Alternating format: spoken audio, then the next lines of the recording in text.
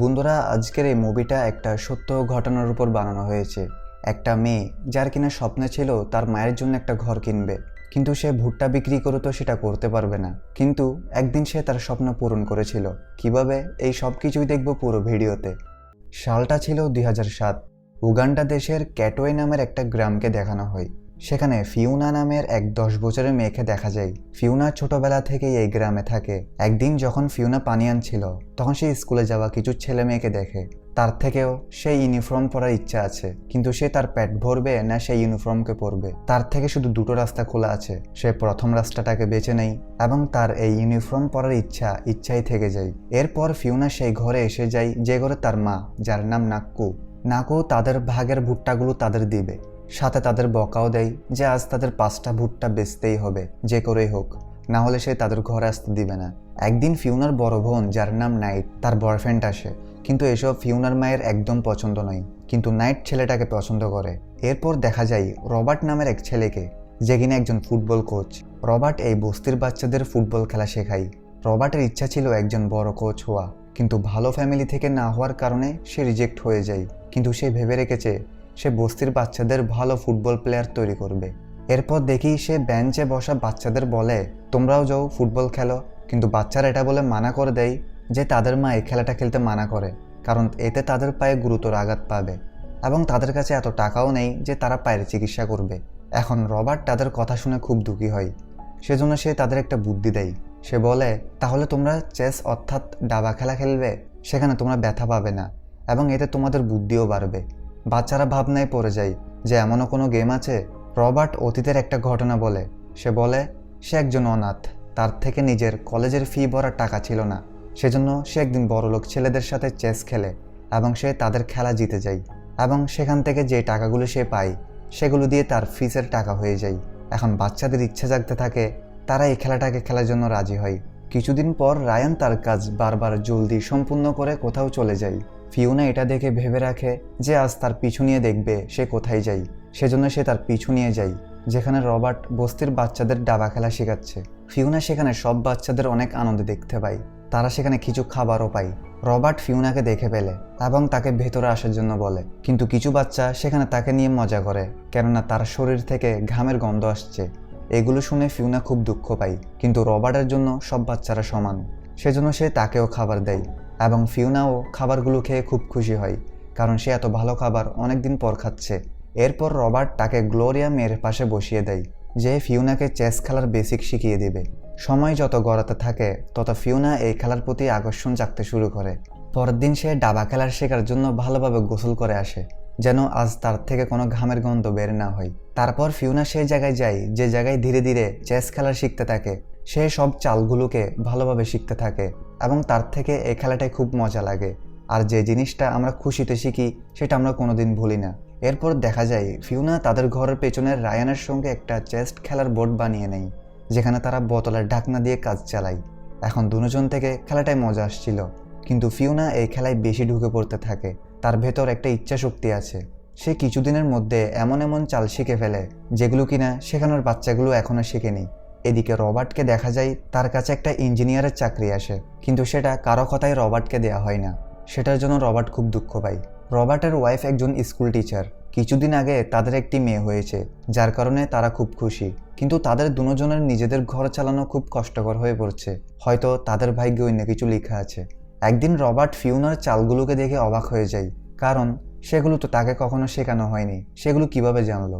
সেজন্য সে সবাই যাওয়ার পর ফিউনা থেকে এ ব্যাপারে জিজ্ঞেস করে। ফিউনা বলে যে সেগুলো নিজে নিজে শিখেছে। সে তাকে তার খেলায় আরও ফোকাস দিতে বলে। এভাবে যদি চলতে থাকে তাহলে সে একদিন গ্র্যান্ড মাস্টার হতে পারবে। এর পরের দিন আমরা রবার্টকে এশিয়ান চেস ফেডারেশনের চেয়ারম্যানের সামনে বসে থাকতে দেখি। রবার্ট তার খেলোয়াড়দের পার্টিসিপেশনের জন্য সুপারিশ করছে, কিন্তু তিনি পরিষ্কার মানা করে দেয়, কারণ এতে টুর্নামেন্টের নাম খারাপ হবে। এখন রবার্টের কষ্ট বেড়ে যাবে। রবার্ট একটা ফুটবল ম্যাচ খেলে, কিন্তু তার পায়ে কিছু বছর আগের একটা ফ্র্যাকচার আছে। ডাক্তার তাকে ফুটবল খেলতে মানা করেছে, কিন্তু সে এই কাজটা শুধু সেই বাচ্চাদের জন্য করছে। প্রথমত সে ভালোভাবে খেলতে পারে না, কিন্তু সময় যত গড়ায় সে ভালোভাবে খেলতে শুরু করে এবং জিততে থাকে। অবশেষে সে টাকাগুলোকে জোগাড় করে ফেলে, যেগুলো সে নিয়ে চেয়ারম্যানের টেবিলে রেখে দেয়। চেয়ারম্যান অবাক হয়ে যায় যে সে এত তাড়াতাড়ি এত টাকা জোগাড় কিভাবে করলো। এখন তাদের বাধ্য হয়ে হ্যাঁ করতে হয় এবং সে বাচ্চাদের খেলায় নিতে হবে। কিন্তু রবার্ট যখন ঘরে পৌঁছে, জুলিয়া তার উপর রাগছিল, কারণ সে জুলিয়াকে ওয়াদা দিয়েছিল যে সে কোনোদিন ফুটবল খেলবে না। কিন্তু রবার্ট তাকে অনেকক্ষণ ধরে বুঝাই, ফলে সে রাজি হয়। তাদের কাছে এখন শুধু 3 দিন আছে, সেজন্য রবার্ট সব ছেলেদের মধ্যে চ্যাম্পিয়নকে নিয়ে ফিনের সাথে ম্যাচ লাগিয়ে দেয়। সবাই বসে তাদের এই ম্যাচ দেখতে থাকে। রবার্ট এটা দেখে অবাক হয়, সামনের প্লেয়ারটা চাল চালার আগেই ফিউনা বুঝে যায় যে সে এখন কি করবে। এভাবেই ফিউনা খুব সহজেই খেলাগুলো জিতে যায়। এদিকে নাকোর কাছে একজন লোক গিয়ে বলে তাদের মেয়েরা ভুট্টা না বেচে একটা লোকের সঙ্গে জুয়া খেলতে একটা ঘরে যায়। এটা শুনে নাকো তাদের খুঁজতে খুঁজতে সেখানে পৌঁছে যায় এবং তার সব বাচ্চাদের কান ধরে সেখান থেকে নিয়ে যায়। রবার্ট বুঝতে পারে এগুলো কেন হচ্ছে, সেজন্য সে ফিউনার মায়ের কাছে গিয়ে তাকে বোঝায় যে আপনার 2 বাচ্চা এই খেলাকে খুব ভালোভাবে খেলে, আর এটা কোনো জুয়া খেলা নয়, বরং এই খেলাটা তাদের বুদ্ধি বাড়াবে। এমনকি রবার্ট আরও বলে সে যদি তার মেয়েকে খেলার জন্য অনুমতি দেয় তাহলে এই খেলার পর তার সন্তানদের সে স্কুলে ভর্তি করিয়ে দিবে এবং এতে তার থেকে কোনো খরচ দিতে হবে না। এখন এগুলো শুনে নাকো রাজি হয়ে যায়, কারণ সব মায়ের স্বপ্ন থাকে যে তাদের বাচ্চাগুলো সঠিক পথে চলবে এবং বড় হয়ে যেন কিছু হতে পারে। নাকোর থেকেও ঠিক একই স্বপ্ন ছিল। সব বাচ্চারা অনেক এক্সাইটেড হয়ে গাড়ি করে সেই কলেজে গিয়ে পৌঁছায়। তারা সেখানে গিয়ে অবাক হয়ে যায়, কারণ তাদের চোখে এত বড় বড় কলেজ তারা প্রথমবার দেখছে। কিন্তু সবাই ভয় পেয়ে থাকে, যদি তারা এই ম্যাচটি হেরে যায় তাহলে সবাই তাদের অনেক অসম্মান করবে। তাদের ঘুমানোর জন্য ভালো ভালো মোটা মোটা বেড দেওয়া হয়, কিন্তু এই ছোট ছোট বাচ্চাদের থেকে এগুলোর অভ্যাস নেই। তারা ছোটবেলা থেকেই মাটিতে শুয়ে আসছে, সেজন্য সবাই চেষ্টা করে বেডে ঘুমানোর, কিন্তু তাদের ঘুম আসে না, যার কারণে অবশেষে সবাই একসাথে নিচে শুয়ে পড়ে। আর যখন এই দৃশ্য রবার্ট দেখে তখন তার চোখ থেকে জল আসে। পরের দিন সকালে সবাই উঠে এবং সবাই ভয় পেয়ে থাকে। তারা ভয়ে কাঁপছিল, কারণ তারা এই নতুন পরিবেশে নিজেদের মানিয়ে নিতে পারছে না। রবার্ট তাদের কাছে আসে এবং তাদের কিছু গল্প বলে, যেন তাদের মন একটু হালকা হয়। রবার্ট বলে এখানের ধনী বাচ্চারা দাবা খেলে তাদের শখে, কারণ তাদের সবকিছু আছে, কিন্তু তোমরা এই খেলাটা খেলবে চ্যাম্পিয়ন হওয়ার জন্য। রবার্টের এই কথায় বাচ্চাদের মনে অনেক সাহস আসে আর তারা বাইরে গিয়ে খেলা শুরু করে দেয়। কিছুক্ষণের মধ্যে রায়ান একটা ম্যাচ জিতে যায়। এখন কিছু ম্যাচ তারা জিতে গেলেও ফিউনার প্রতিপক্ষ বলে এখানকার চ্যাম্পিয়নের সাথে। ফিউনা খুব দক্ষতার সাথে খেলতে থাকে। সামনে থাকা ছেলেটা লক্ষ্য করে ফিউনা তার সামনে এমন এমন চাল দিচ্ছে যেগুলো বই পড়েও শেখা যায় না, যার কারণে ছেলেটা বুঝতে পারে না এবং এভাবেই টাইম ওভার হয়ে যায় এবং ফিউনা এখানকার চ্যাম্পিয়নকে হারিয়ে দেয় এবং সাথে সাথে ফিউনা সেই টুর্নামেন্টেও জিতে যায়। এখন এগুলো দেখে চেয়ারম্যান বলতে বাধ্য হয় যে ফিউনা একজন এক্সপার্ট দাবা প্লেয়ার এবং তাকে গোল্ড মেডেল পুরস্কার দেওয়া হয়। প্রতিযোগিতা শেষ হলে ফিউনা বলে তার থেকে তো বিশ্বাসই হচ্ছে না যে সে গোল্ড মেডেল জিতে ফেলেছে। কালকেই তো সে ভুট্টা বিক্রি করছিল, আজ সে গোল্ড মেডেল জিতে নিয়েছে। রবার্ট তার কথা অনুযায়ী এই 2 ভাই বোনকে তার স্ত্রী জুলিয়ার কাছে পাঠিয়ে দেয় পড়ালেখা শেখার জন্য। জুলিয়াও তাদের পড়ালেখা শেখাতে থাকে, কারণ জীবনের অনেক জায়গায় পড়ালেখা কাজে লাগে এবং এর মাধ্যমে তুমি জীবনের ভালো মন্দগুলো বুঝতে পারবে। পরের দিন সকালে সবাই তাদের কাজে লেগে পড়ে। একদিন 2 ভাই বোনগুলো রাস্তায় ভুট্টা বিক্রি করার জন্য দাঁড়ায়। তখন একটা লোক রায়ানকে ডাকে, কারণ সে ভুট্টা কিনবে। তখন রায়ানের রাস্তা পার হওয়ার সময় তার সাথে একটা মোটরসাইকেলের ধাক্কা লাগে এবং এতে রায়ান খুব আহত হয়। এখন ফিউনা কি করবে কিছু বুঝতে পারে না। সে চিল্লাইয়ে সবাইকে সাহায্যের জন্য ডাকে এবং অবশেষে একজন লোক তাকে হসপিটাল নিয়ে যায় এবং সেখানে রায়ানের চিকিৎসা হতে থাকে। সেখানে তার মেয়ে এসে যায়। এখন তার মা নাকও চিন্তা করে না যে তার থেকে কিছু হয়ে গেছে, বরং সে চিন্তা করে এখন এখানের বিলকে দিবে। তাদের তো ভুট্টা বিক্রি করে টাকা আসে, যেগুলো তো আজ বিক্রি হয়নি। নাকও কোনো মতে সবার থেকে রায়ানকে লুকিয়ে হসপিটাল থেকে নিয়ে আসে। তো এখন একটা বিপদ কাটলো, কিন্তু ঘরে পৌঁছার পর তারা দেখে তাদের ঘরে তালা লাগা, কারণ তাদের বাড়ির মালিক সে নাকোর কাছে বাড়ি ভাড়া চাই। নাকো তার মেয়েকে টাকা দিতে বলে, কারণ আজ সে ভুট্টা বিক্রি করেছে। কিন্তু ফিউনা এখানে জানাই তাদের সাহায্য করা সেই মোটরসাইকেলের মানুষটাকে সে সব টাকা দিয়ে দিয়েছে। নাকো বাড়ির মালিকের হাত পা ধরে, কিন্তু কিছু মানুষ বিষাক্ত খারাপ এবং তারা সেই পুরো রাত এদিক ওদিক চলতে থাকে। নাকো তার কোলে তার বাচ্চাকে নেয় এবং আহত রায়ানের অনেক কষ্ট হতে থাকে। তো তাদের যখন কেউ জায়গা দেয়নি তারা রাস্তার পাশেই শুয়ে পড়ে। পরের দিন যখন রবার্ট এই ব্যাপারে জানতে পারে তখন সে তাদের কাছে যায় এবং তাদের কিছু খাবার দেয়। রবার্ট দেখে ফিউনা হতাশ হয়ে পড়েছে এবং সে আর দাবা খেলতে চায় না, কারণ এখন তাদের কোনো থাকার জায়গা নেই এবং তাদের কাছে কোনো টাকাও নেই। কিন্তু রবার্ট তাকে মোটিভেট করে যে দাবা খেলার ট্যালেন্ট সবার মধ্যে থাকে না, কিন্তু তোমার কাছে সেই ট্যালেন্ট আছে, তাই তুমি এটার কাজে লাগাও এবং একদিন তুমি অবশ্যই একটা কিছু করতে পারবে। না হলে সারা জীবন নিজের চোখে এভাবে লুজার হয়ে থাকবে। এভাবে সময় গড়িয়ে আরও একটি রাত এসে যায়। ফিউনা এবং তার পরিবার আবারও রাস্তায় রাতটা কাটায় একটা সময় তাদের বোন নাইট তার বয়ফ্রেন্ডের সাথে তাদের কাছে আসে। নাইট এখন তার বয়ফ্রেন্ডের সাথে থাকে, তবুও সে তার ফ্যামিলিকে দেখতে চলে আসে এবং সে তাদের কিছু টাকা দিয়ে চলে যায়। পরের দিন সকালে তারা এই টাকা দিয়ে একটা ঘর পেয়ে যায়। এদিকে ফিওনাও দাবা খেলায় মন দিতে থাকে। সে ধীরে ধীরে এক একটা টুর্নামেন্টে জিতে চলছিল। ফিওনা ছোটখাটো টুর্নামেন্টে দাবা খেলতে থাকে এবং টুর্নামেন্টে জেতা টাকাগুলো দিয়ে সে তার ফ্যামিলিকে সাহায্য করতে থাকে। একদিন দুপুরে রবার্ট তাকে কিছু ট্রিক্স শেখাচ্ছিল, কিন্তু অদ্ভুতভাবে সে তাকেই ট্রিক্স শেখাতে শুরু করে।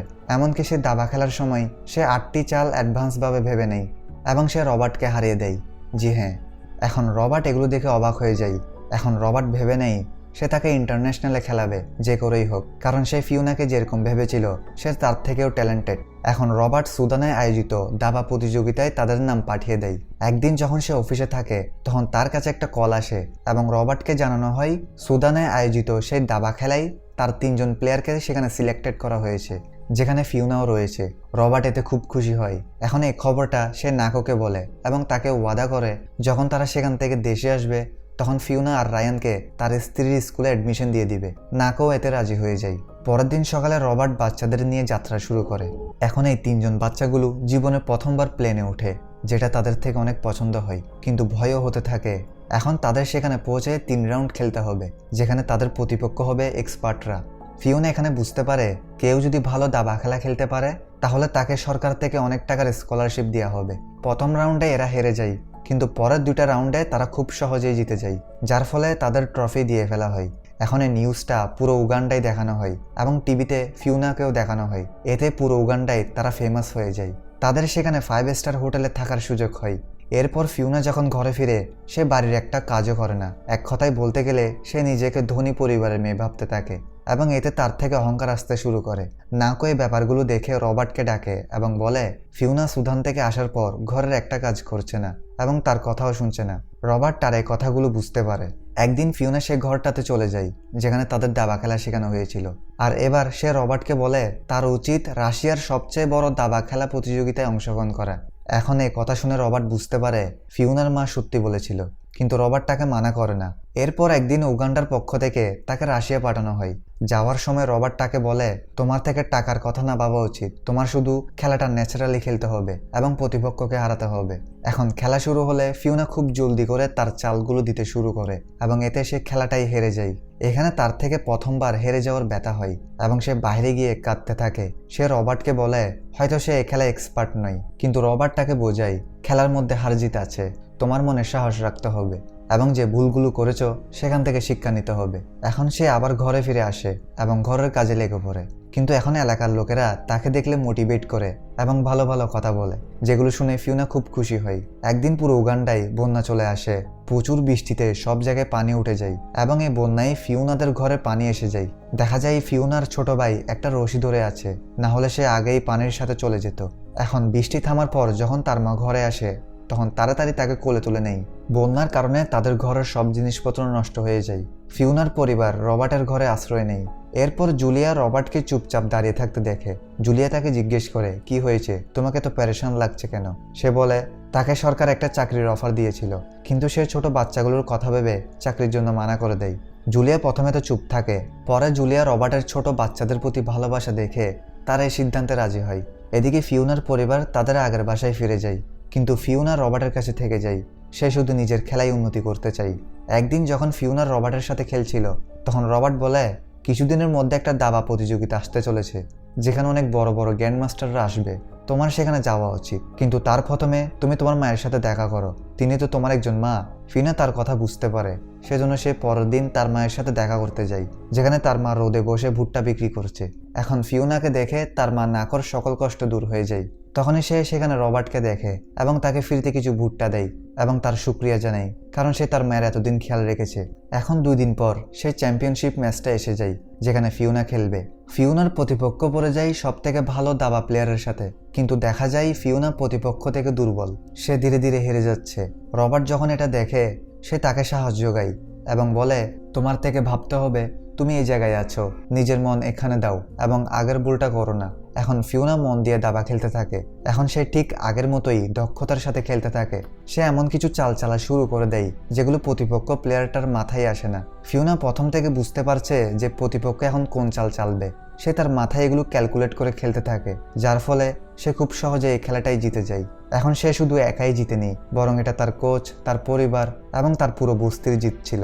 তার এই সফলতায় পুরো বস্তি অনেক খুশি হয়। ফিওনার উপর একটা বইও লেখা হয়, যেটার পোস্টার একটা বিউটি পার্লারে লাগিয়ে দেওয়া হয়। একদিন রবার্ট আর ফিওনা নাকোর কাছে আসে এবং সবাইকে নিয়ে একটা জায়গায় চলে যেতে থাকে এবং অবশেষে তারা একটা জায়গায় দাঁড়িয়ে যায়। নাকো তার মাকে বলে, মা, এটা আমাদের ঘর। এখন এটা শুনতেই তার মায়ের চোখে পানি এসে যায়। নিজেদের ঘর হওয়ার খুশি সেই মানুষটাই বুঝতে পারে যারা সারা জীবন আরেকজনের ঘর থেকে 1000 টাকার ভাড়া দিয়েছে। আসলে ফিওনার বইটা সেল হয়ে যে টাকাগুলো এসেছিল, সে টাকাগুলো দিয়েই ফিওনা তার মায়ের স্বপ্ন পূরণ করে। এখন এই দৃশ্য দেখিয়ে এই সত্য ঘটনার উপর বানানো মুভিটি এখানে শেষ হয়। ভিডিওটা শেষ পর্যন্ত দেখার জন্য অনেক অনেক ধন্যবাদ।